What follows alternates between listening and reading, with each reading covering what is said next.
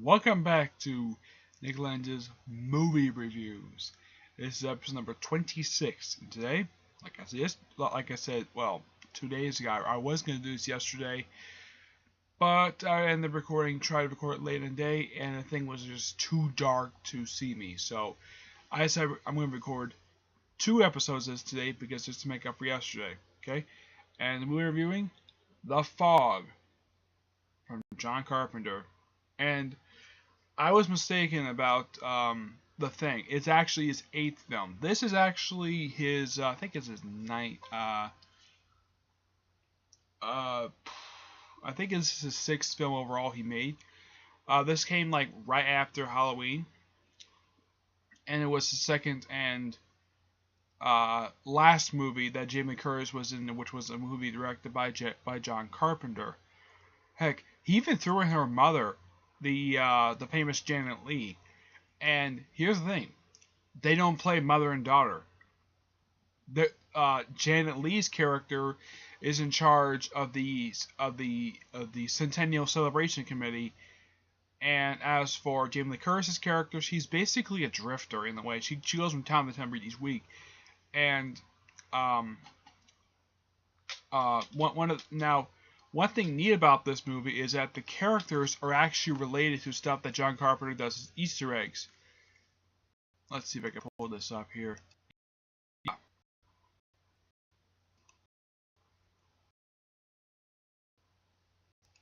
Now, the film itself was released in 1980, which makes this film 36 years old. That's right, 36. And how did they repay by doing a 20th anniversary of this movie? Doing a remake, which I've heard from a lot of people is not very good. I have not seen the remake of this film yet. This is the original film, though this DVD case is the special edition of this very film. Excuse me. Now, the other people in this movie besides Jamie Lee Curtis and Janet Leigh were Andrea Barberu, John Houseman, and Hal Holbrook.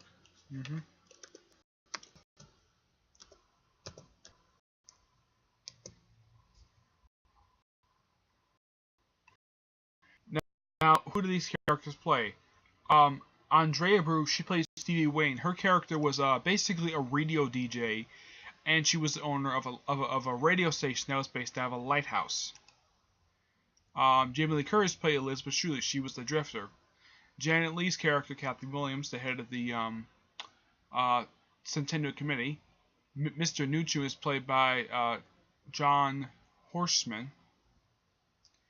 And I think he was weather station man, I think so. There was Tom Atkins, he played Nick Castle. James Gunn played Dick Baxter. Christopher Schaefer played Dan O'Bannon.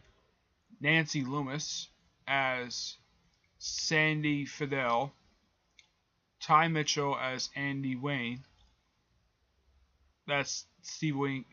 That's the character who was the son of the character played by Andre Brew. Hal Holbrook played the Catholic minister, Father Mahone. John F. Goff played Al Williams. George Buck Flower played Tom Wallace. Darwin Justin is Dr. Phoebus. Rob Button is Blake. And of course, John Carpenter is Bennett. Yeah. Now, here are the references. Now, Dan O'Brien is a screenwriter who worked with Carpenter on his first feature film, Dark Star. Nick Castle, who is the character that Tom Atkins played, he's also the guy who played Michael Myers in the original Halloween film. Tom Wallace was an editor who worked with Carpenter, as an editor, art designer, and sound designer for several of his films. Robert Corbett was the producer of Carpenter's TV movie Somebody's Watching Me, and inspired the Mrs. Corbett. Yeah. I mean, that's one thing Carpenter does. He shows Easter eggs people he's worked with in the past, which is really nice. Now, the story of this movie is that this town is celebrating its 100th anniversary, and it's revealed that at the time the town was founded, basically the founders were murderers. Yeah, the founders were murderers, and um, and all these ghosts that you see on the cover of this movie, which is not actually the original movie poster's cover. I'm surprised they actually didn't use the original movie poster. It's actually really neat. The original movie poster I'm looking at Wikipedia. It's simply Jamie Lee Curtis's character, who is not the star of the film, basically holding back a door with an arm coming through. It says, "Bolt your doors, lock your windows. There's something in the fog." Yeah. Now, pretty much, now during the celebration, they don't show. Now, oddly enough, they don't show flashbacks to the actual crime that the founders committed. Basically, it's all told via exposition, but it's told really well by Hal Holbrook, who saw via journal. Apparently, his grandfather was the one that was actually one of the people who actually did this, and the leader of this. Now, these are all just ghosts. These kind of like ghost pirates in a way, but they have their own wooden ship, and these guys kill 6 people in the movie. Well, 5 actually. Yeah, there are 5 deaths. There's a possible 6 at the end, and I'm not going to spoil who that one is, but I will spoil who the other deaths are. Pretty much the first 3 deaths are done on a boat. 3 people who get drunk, and they actually run into this ship, which is basically a ship for lepers, mind you. Yeah, all these people are lepers. I am not kidding about that. And apparently they wanted to move the leper colony off the island they were on to a place north of town, where the town was going to be. And a lot of people like, now, I think his name is Kane. I think so. The leader of the group. He was actually a very wealthy man, and he actually paid the town he purchased his land.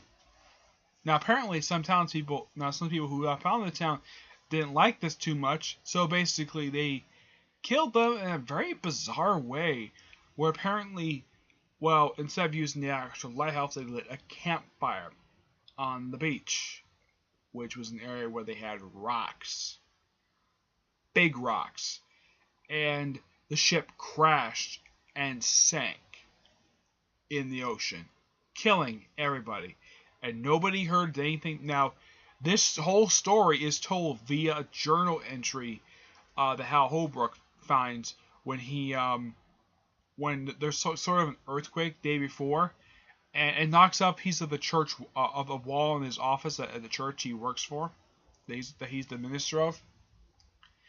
And behind the wall is 2 things: the journal I mentioned, and a cross made of gold. This becomes a plot device later on in the film, but after he reads the entry of what happened that very night, which caused this whole thing to happen, he is shocked. And when he tells Kathy Williams about this, she suggests that she calls it the celebration. He's like, "No, I'm not calling it off. We planned so hard for this." So basically, they're celebrating the celebration of a group of murderers. They're honoring a group of murderers. That's simply what they were. Now, they didn't kill the whole group using like swords, which they had swords, or shooting them. They caused the ship to crash. That's the murder part. Mm-hmm. And these guys go around town and they kill people. And they kill 3 boaters, a babysitter. Yeah, Carpenter threw that in because, well, he made Halloween, so why not make a small little nod to Halloween by killing off a babysitter? Oh yeah, they kill off a weatherman, who basically has a thing for Stevie Wayne. Now Stevie Wayne, she's actually one of the 2 focus characters of this whole film. The other, of course, is Nick Castle.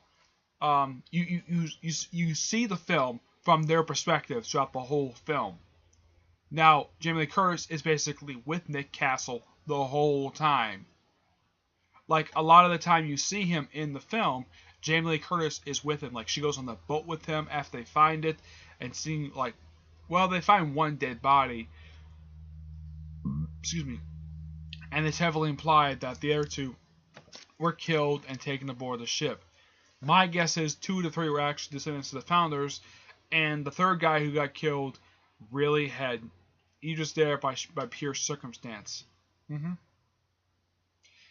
Now I get maybe these guys killing a couple of people who were drunk.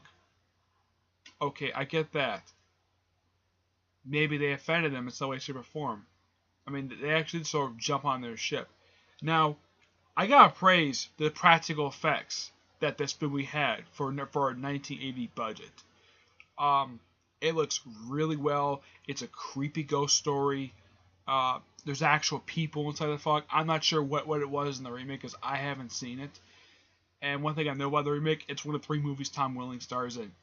I am not kidding. If you look up Tom Welling's filmography, The Fog remake and Cheap by a Dozen 1 and 2 are the only films he's in. This film has a lot of familiar faces. It's enjoyable to watch. I've watched this film a couple times. It is great to watch, and I highly recommend it to people who have never seen it before.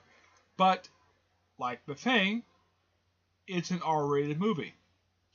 The film itself is only an hour and a half long. It's actually a bit shorter than The Thing, though the film came out 2 years prior to that. But still a great film. 9 out of 10. Highly recommend it. Alright, that's it for this episode. Next episode, we're going to do a classic movie. A black and white classic, mind you, that I enjoy very much. Now, some people are thinking, why am I going to review a black and white movie? Why not continue to review movies in color? Well, I've always wanted to review this movie, so you'll see next time in the next episode of what movie I review. Okay? But until then, see you there. Bye.